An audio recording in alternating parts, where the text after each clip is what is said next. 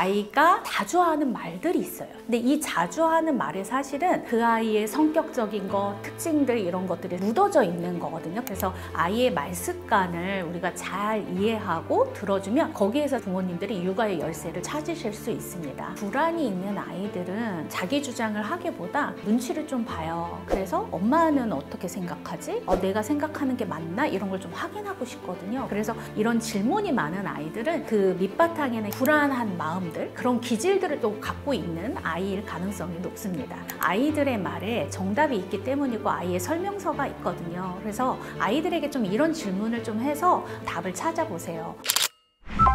안녕하세요. 내 아이의 말습관 저자 천영희입니다. 20년 동안 아동과 부모님들을 만나왔고요. 두 아들의 엄마이기도 합니다. 아이의 말을 주의 깊게 듣다 보면은 그 아이의 마음과 생각을 우리가 좀 알 수 있는데요. 특히 유아부터 초등학교 저학년 아이들을 위주로 얘기할 거예요. 이때 아이들이 폭발적으로 언어가 발달하는 시기거든요. 그래서 이 시기에 우리가 아이의 말을 잘 들어보면 그 아이의 특징들을 좀 더 잘 알 수 있죠. 많은 부모님들이 부모의 말을 아이가 들었으면 좋겠다라는 바람을 갖고 계시잖아요. 그런데 아이들도 부모님이 내 말에 귀를 기울여서 잘 들어주었으면 좋겠다 라는 생각을 많이 하거든요. 아이들은 누구보다도 부모가 이야기를 들어줄 때 제일 행복해하고 제일 좋아합니다. 근데 우리가 특히 아이의 행동에는 반응을 하거든요. 근데 아이의 말에는 잘 반응하지 않을 때가 있어요. 왜냐하면 행동은 바로 눈에 보이기 때문에 즉각적으로 부모가 반응하기가 편해요. 그런데 아이의 말은요, 우리가 노력을 해야 돼요. 왜냐면 아이의 눈도 봐야 되고 아이가 하는 말의 의도나 내용을 다 파악해야 되니까 에너지가 좀 들어가는 일이죠. 그러다 보니까 좀 더 어려워하기도 하고 잘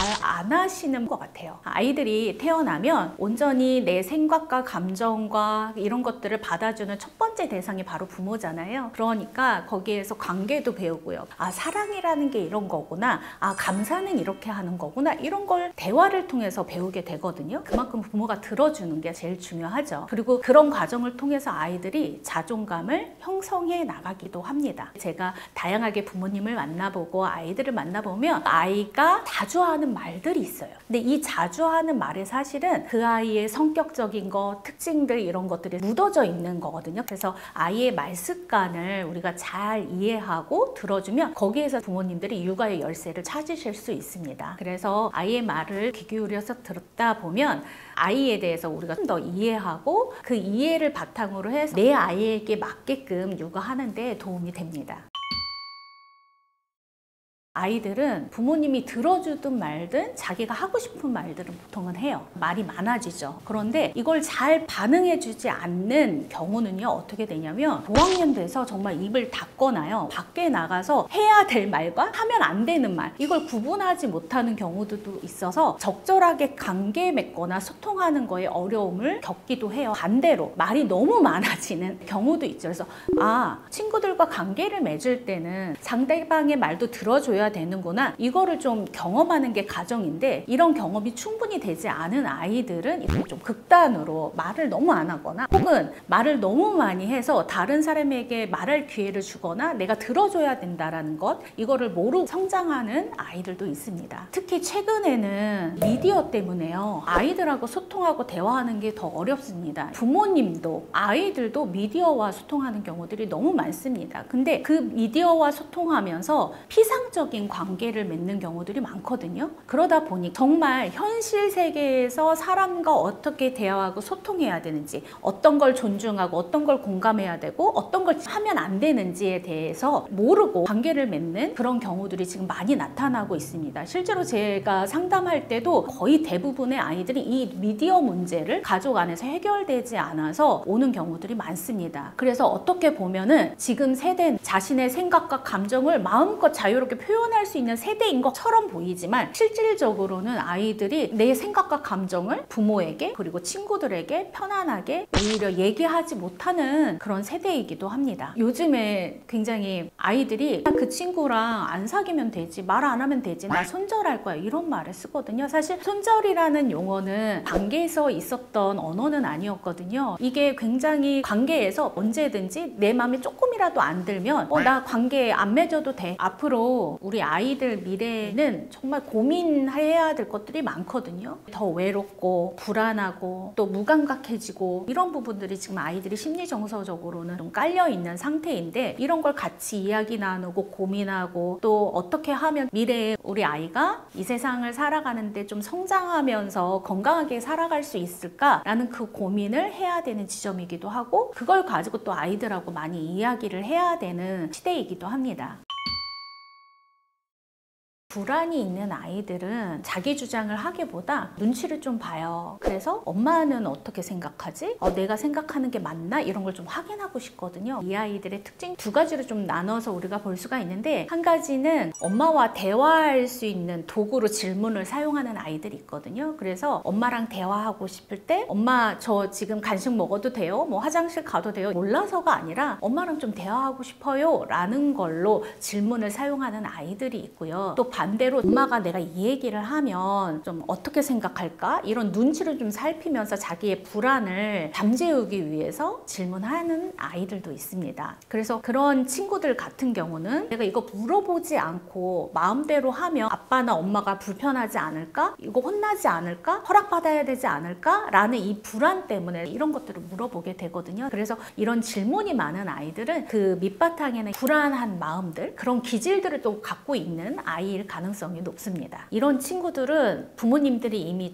얘 또 질문하네? 너가 알아서 해. 너 그 정도 알아서 할 수 있는 거 화장실 그냥 가. 이렇게 얘기하면서 조금 짜증내는 경우들이 있어요. 그런데 그런 방법보다 역으로 아이한테 똑같이 질문하시는 게 좋아요. 그래서 너는 어떻게 하는 게 좋아? 엄마 간식 먹어도 돼요? 이렇게 얘기하면 너는 이거 먹는 게 좋아? 이거 먹는 게 좋아? 라고 오히려 선택권을 주면서 아이가 대답할 수 있게끔 이야기해 주는 것이 더 좋습니다. 어느 날은 유별나게 아이가 질문을 많이 하는 날이 있다 라고 하면 그래 알아서 해, 이렇게 단답형으로 우리가 얘기하기보다는 아이가 나와 좀 대화하고 싶은 욕구가 있구나, 이 불안을 엄마랑 아빠랑 이야기하면서 가라앉히고 싶구나 라는 것들을 좀 인지하시고 아이에게 결정권을 줄 수 있는 이런 질문들을 해주시면 좋습니다. 또 이런 친구들에게 마인드맵을 좀 활용하시면 좋아요. 만약에 글씨를 모르는 아이 같은 경우는 그림을 그리거나 아이의 말을 그대로 받아 적어주면서 이렇게 너가 하고 싶다는 거구나, 이렇게 하면 더 좋겠구나 라는 걸 그림이나 글씨로 이렇게 보여주면 아이들이 자신이 고민했던 거나 걱정했던 것들이 눈에 보여지기 때문에 조금 더 안정감을 갖고 이게 크게 걱정할 것들이 아니고 불안해할 것들이 아니라는 것들을 아이들이 심리적으로 안정감을 갖는 데 도움이 됩니다. 세 번째는 아이를 믿어주는 거예요. 이 친구들은 특히 부모의 믿음이 굉장히 중요합니다. 이렇게 확인 질문을 하는 아이들은 대체로 성실한 아이들이고요. 본인 스스로도 부모님에게 신뢰를 좀 주고 싶어하는 아이들이에요. 그래서 충분히 응원해주고 격려해주는 것이 필요하고요. 아이가 어떤 것을 선택했을 때 믿어주는 거, 그래서 너 스스로도 결정한 것들을 잘 해낼 수 있다라는 것들을 부모님들이 믿어주었을 때 아이들이 조금 더 자신감을 가지면서 살아갈 수 있습니다. 그래서 내가 어떤 결정을 하더라도 엄마는 너를 믿고 너의 선택을 믿어 라는 말을 해줄 때 이 아이들이 굉장히 불안이 높았던 것들이 가라앉으면서 편안해집니다. 아이들이 어느 날 왜? 라는 질문에 이제 하는 시기가 옵니다. 누구나 와요. 그러면 아이들이 이렇게 왜라는 질문을 할 때 어떻게 대답해야 될까요? 사실 이 왜라는 질문이 정말 아이들에게 재미있는 질문입니다. 세상에 태어났더니 주변이 너무 궁금하고 알고 싶은 것도 많고, 그래서 이 왜라는 질문은 사실 아이의 호기심을 좀 충족시키는 동시에 또 다른 호기심을 불러오는 질문이거든요. 그리고 부모님들이 초반에는 대답도 잘해줘요. 세상에 알고 싶은 걸 부모님이 가르쳐주고 대답해 줄 거라는 걸 아이가 알기 때문에 왜라는 질문을 또 하게 되고 알고 싶은 욕구가 굉장히 높은 아이들이다 라고 봐주시면 좋을 것 같아요. 우리 왜라는 질문을 하는 아이들은 두 가지 유형으로 좀 나뉠 수 있는데요. 그냥 말놀이로 왜라는 질문을 할 때가 있고요. 또 두 번째는 지적 호기심이 좀 강하고 알고 싶은 욕구가 많았을 때 이렇게 왜라는 질문을 할 수가 있어요. 근데 말놀이로 하는 아이들 같은 경우는 조금 제한을 하셔야 돼요. 그래서 왜라는 질문을 5번만 사용할 수 있어. 아니면 왜라는 질문은 자기 전에만 할 수 있어. 그냥 말장난으로만 하고 싶어 하는 경우에는 이렇게 좀 제한을 해주시고요. 또 두 번째, 지적 호기심이 강해서 이런 왜라는 질문을 할 때는요, 아이들에게 정말 생각의 힘을 키우게 되는 계기가 되거든요. 그래서 정답을 줘야 된다라는 생각을 조금 내려놓고 아이와 같이 고민해 보는 거예요. 정말 왜 그럴까?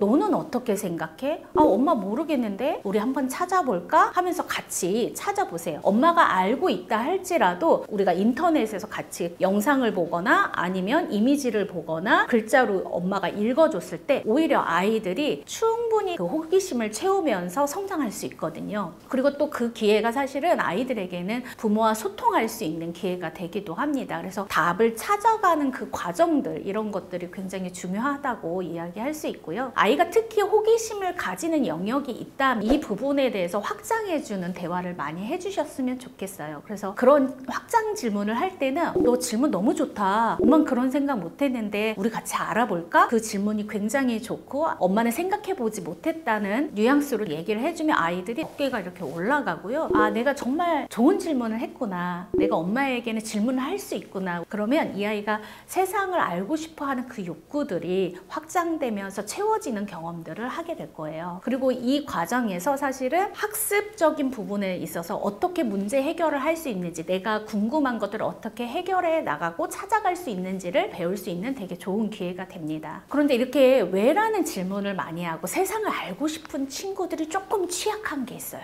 이 친구들은 세상에 대해서 알고 싶은 건 많지만 온전히 자기의 감정, 그리고 다른 사람의 감정에 대해서는 좀 무관심할 때가 있어요. 그래서 감정을 교류하는 부분에 있어서 탐색하고 알아가고 표현하는 걸 좀 어려워했을 때는 퀴즈처럼 이런 감정은 어떤 감정이라고 할까? 이럴 때는 어떤 감정을 느낄까? 라고 이렇게 이야기를 해가면 아이들이 감정에 대해서도 탐색할 수 있는 기회가 됩니다. 그리고 요즘에는 좋은 그림책이나 동화책들이 많잖아요. 감정과 관련된 동화책, 감정 카드들, 이런 것들을 좀 뽑아서 그날 감정에 대한 이야기 해주시면은 탐색해 볼 수 있는 좋은 기회가 됩니다.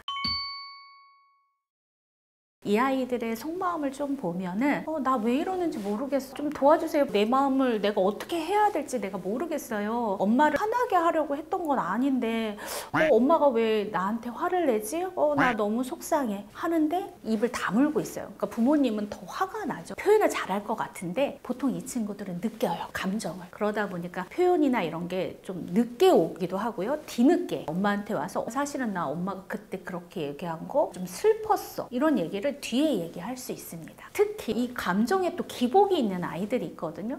기분이 좋았는데 갑자기 기분 나빠지면서 행동도 변하고 말투도 변하고 감정 기복이 심한 아이들은 어떻게 도와주면 좋냐면요. 첫 번째로는 이 감정 기복을 아이의 장점과 강점을 좀 확대하는 방향으로 바라봐 주는 게 좋습니다. 감정 기복이 이제 심한 친구들은 자기만의 그 독특한 감성이 있기 때문에 말을 뭐 그림이나 예술적인 거나 어떤 창조적인 표현으로 잘 표현하거든요. 이러한 부분들을 관찰하게 되어지시면 거기에 대해서 적극적으로 피드백 해주시는 게 좋습니다. 그래서 이런 친구들은 어떤 정해진 틀 안에서 마찰이 일어날 수 있기 때문에 자유롭고 좀 독창적으로 아이들의 호기심을 풀어내거나 자신의 감성을 풀어낼 수 있게끔 해주는 것이 굉장히 중요합니다. 그리고 두 번째는 이 친구들 감정 공부를 좀 해야 돼요. 왜냐면 이 친구들은 극단의 감정을 오르락내리락 하는 경우들이 많거든요. 그러다 보니까 그 감정에 대해서 세부적인 표현들을 좀 익히는 게 좋습니다. 그래서 다른 유형에서도 말씀드렸지만 감정 카드와 감정 스티커 이런 것들을 좀 활용해 보시는 게 좋고요. 그림책 활용할 수 있는데요. 앤서니 브라운의 기분을 말해봐, 또 피터 H 레이놀즈 같은 경우는 느끼는 대로라는 그림책을 쓰셨거든요. 근데 거기에서 그림과 색으로 감정을 표현하는 것들이 있어요. 그래서 그런 내용들을 좀 같이 읽으면서 너는 나무 느낌은 어떤 느낌으로 표현될 것 같아? 이렇게 좀 이야기하면서 아이들하고 감정에 대해서 표현할 수 있게끔 해주시면 이 아이들에게는 도움이 될 것 같습니다. 자신의 감정을 이렇게 그림책을 활용해서 해보다 보면 아이들이 좀 이미지화가 돼요. 그래서 감정이 좀 더 명료해지고요. 또 감정을 표현하면서 자기 스스로 깨닫게 되면서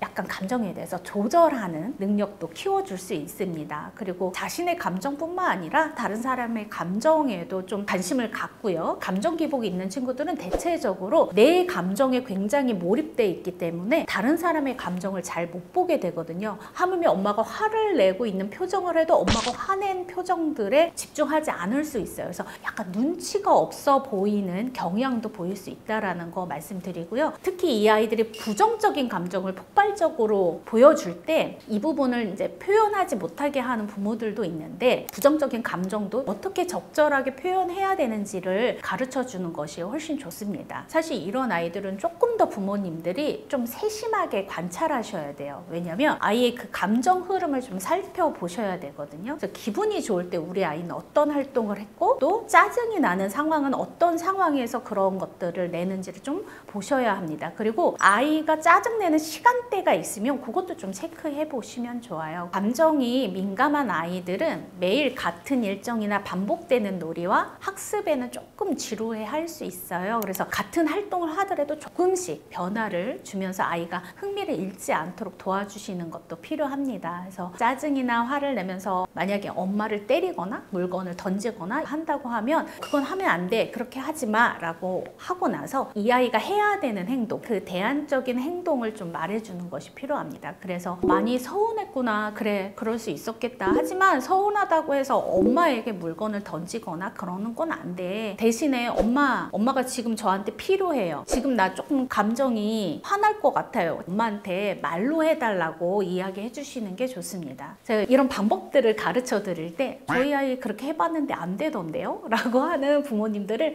제가 많이 만납니다. 보통은 그런 부모님들 보면 한 번, 두 번 정도 노력하고 안 하세요. 근데 아이들은 한두 번 이야기해가지고 변화가 일어나지 않아요. 예, 그래서 제가 좀 당부드리고 싶은 거는 조금씩 변화가 일어날 수 있게끔 여러 번 시도를 좀 해보셨으면 좋겠어요. 아이도 처음 말을 들을 때 낯설은 말이거나 지금까지 경험해보진 어떤 말을 들었을 때는 이게 뭐지? 라고 생각하기 때문에 엄마가 말했으니까 나는 오늘 당장 변할 거야, 이거 안 되거든요. 그래서 여러 번 시도했으면 좋겠어요. 왜냐면 우리가 방법적인 걸 전문가들이 이야기할 때는 굉장히 평균적인 이야기들을 하게 되는데 아이들이 너무나 다양하잖아요. 그리고 부모님들이 할 수 있는 기술들이 여러 가지 있으니까 그 방법을 중심에 놓고 여러 가지 좀 강약을 좀 조절하시면서 시도해 보셨으면 좋겠습니다. 이렇게 감정 기복이 있는 아이들은요, 스트레스에 취약하기 때문에 스트레스를 느낄 때마다 화이내라고 하는데 그 경보 체계가 늘 과민하게 반응되어집니다. 그래서 그 반응을 좀 눌러주고 조절시켜 주기 위해서 상위 체계와 그 연결고리를 지어줘야 되거든요. 근데 이게 부모의 양육을 통해서 만들어져요. 갑자기 감정 기복이 있는 모습을 보인다, 일상에서 너무 힘들다, 버겁다 라는 신호가 이렇게 아이들에게 오면 좀 살펴보셔야 돼. 그게 어떤 거냐면 동생이 태어났거나, 그 다음에 부부싸움에 노출되었거나, 학습량이 너무 많거나, 이사를 해서 환경이 바뀌었거나, 부모님이 너무 통제하거나 엄한 훈육을 경험했던 아이들, 그 다음에 또래 관계에서 좀 문제가 있어서 지금 어려움을 겪는 아이들은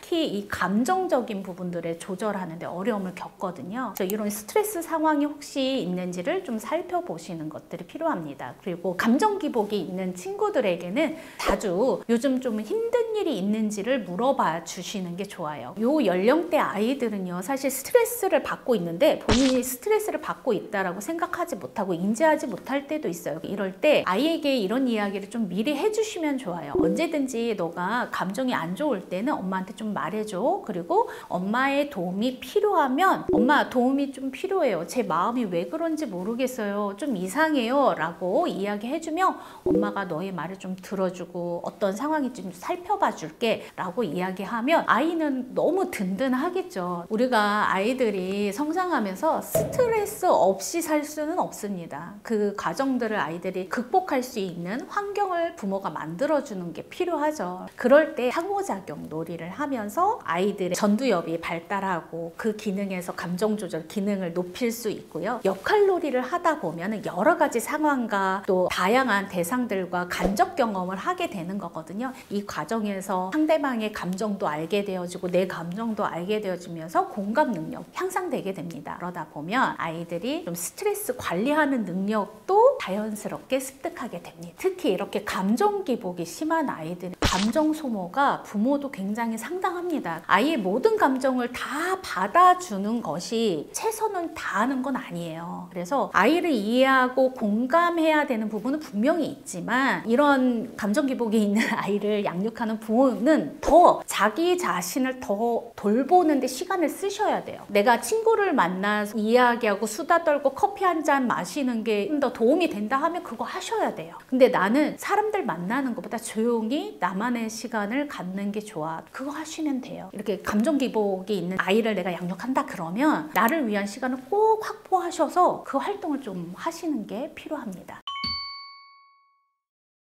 유독 표현력이 좋은 아이들 가정에서 뭔가 대단한 거를 하고 있지 않아요. 표현력이 좋은 아이들은 그만큼 표현할 기회가 많았다는 얘기거든요. 어렸을 때는 아이들하고 눈 맞추면서 대화하는 시간을 좀 가지세요. 근데 아이들이 조금만 성장하면요, 아이 눈을 보고 얘기하지 않으시고 등 뒤로 얘기합니다. 부지런히 집안일을 하면서 대화를 하거나 그러다 보니 주로 부모님들이 하는 대화는 뭔가를 해야 되는 거에 대한 이야기를 많이 하게 되지 아이 일상에서 있었던 경험들, 감정들 이런 것들은 얘기하지 않으시는데 표현 잘하는 아이들 보면 하루 10분이라도 아이의 눈을 보고 귀 기울여주고 이런 가정에서 자란 아이들이 자기 표현을 잘할 수밖에 없습니다. 그리고 아이들이 알아요. 부모님이 흉내만 내는 거와 진짜 나한테 너무 관심이 많아서 내 눈을 쳐다본다는 거 아이들이 알기 때문에 저 하루 10분이라도 오늘 아이를 눈을 봐야겠다, 얼굴을 봐야겠다 이렇게 좀 생각하시면 좋고요.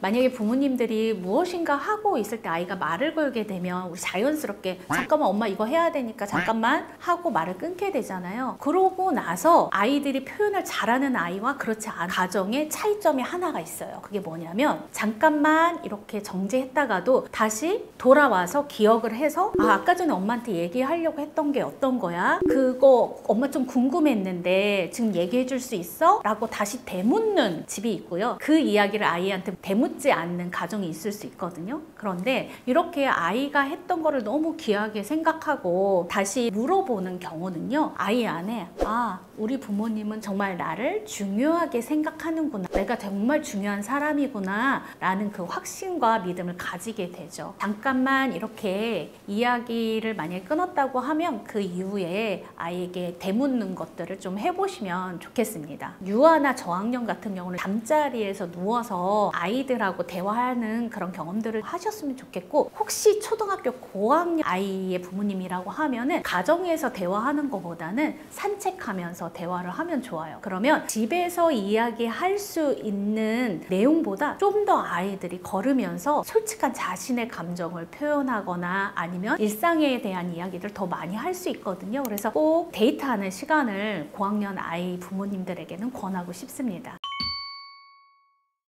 상담을 하면서 아이들이 부모에게 상처받아서 하는 말들이 있거든요. 비교하는 말 있잖아요. 정말 상처로 남는 경우는요, 형제와 비교하는 말을 할 때는 정말 오래 갑니다. 제가 상담할 때 보면 이 비교의 말을 오랫동안 지속적으로 들었던 아이들은 자신의 존재에 대해서 의구심을 굉장히 많이, 내가 사랑받지 못했다? 부모님이 의도하지 않았지만 그런 상처를 오랫동안 좀 가지고 있게 돼요. 그래서 오히려 관계가 틀어지고 부모님을 신뢰하지 않고 이런 모습들로 성장하게 되어지는 모습을 제가 많이 봅니다. 그래서 정말 아이 한 명 한 명에 대한 시간들을 좀 가지셨으면 좋겠고요. 의도적으로 비교하는 말을 통해서 상처 주는 말들, 좀 이런 것들을 하지 않으셨으면 좋겠어요. 또 너 왜 그러니? 너는 왜 너밖에 몰라? 이런 말을 하는 것들을 정말 조심하셨으면 좋겠어요. 제가 부모님과 아이들을 같이 만나보고 하다 보면 모든 가족들이 비슷한 성격 유형을 가졌어요. 근데 한 명만 조금 다른 성격을 가졌어요. 그러면 모든 가족들이 이 아이를 가정 안에서도 은따를 시키거나 닉네임을 뭔가 이 아이에게 붙이거나 차별을 하려고 의도하진 않았지만 아이는 차별을 받고 있다라고 생각되어지는 경우들이 있거든요. 그러면 부모님뿐만 아니라 가족에 대해서 굉장히 불신하고 억울한 감정들, 이런 것들을 가지게 된다는 거를 기억하셨으면 좋겠습니다. 그래서 우리 애는 왜 이렇게 예민해? 자매 혹은 형제인데 얘는 우리랑 너무 잘 맞는데 왜 얘는 우리 가족하고 좀 너무 안 맞지? 이런 말들이요. 은연중에 아이한테 은따가 되어서 정말 외로움을 경험하고 힘든 감정을 가지면서 성장할 수 있다는 거를 기억해 주셨으면 좋겠습니다. 두 번째는요. 엄마가 다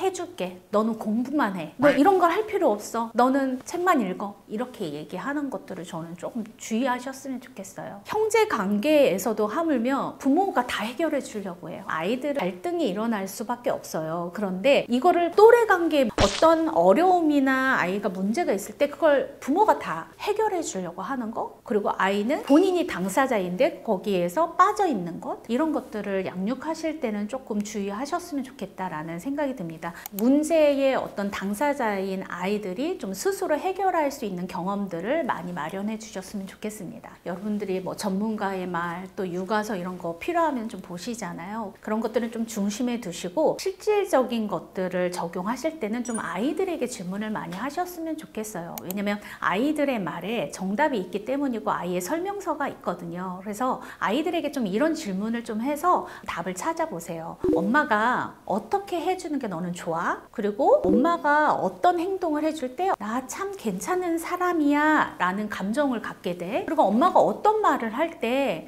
특히 더 좋은지, 마음에 와닿는지, 나 참 사랑받는 것 같아 라는 느낌을 받는지 엄마 너무 궁금해. 좀 이야기해 줄 수 없겠니? 라고 하면서 좀 이런 질문을 하셨으면 좋겠어요. 그래서 좋은 방법들이 많이 있지만 특히 내 아이에게 이런 질문들을 하셨으면 좋겠고, 모든 부모님들이 좋은 부모가 되고 싶다고 말합니다. 그런데 내 경험이나 책이나 이런 곳에서의 좋은 부모는 평균적인 이야기들이잖아요. 근데 내 아이는 하나잖아요. 하나, 둘. 내 아이마다 나는 이런 부모가 좋아 라고 생각하는 것이 있거든요. 그래서 오늘 또 기회가 되시면 산책하면서 아이들한테 넌 어떤 부모가 좋은 부모라고 생각해? 라고 좀 물어보세요. 그러면 아이가 이야기해 줍니다. 그러면 아이가 그 대답에 맞춰서 내가 부모 역할을 해주면 확실히 그 맞춤형으로 우리가 육아할 수 있겠죠. 아이의 말에 아이의 마음과 생각을 여는 그 열쇠가 있기 때문에 그 열쇠를 꼭 가지고 아이들에게 물어보셨으면 좋겠습니다.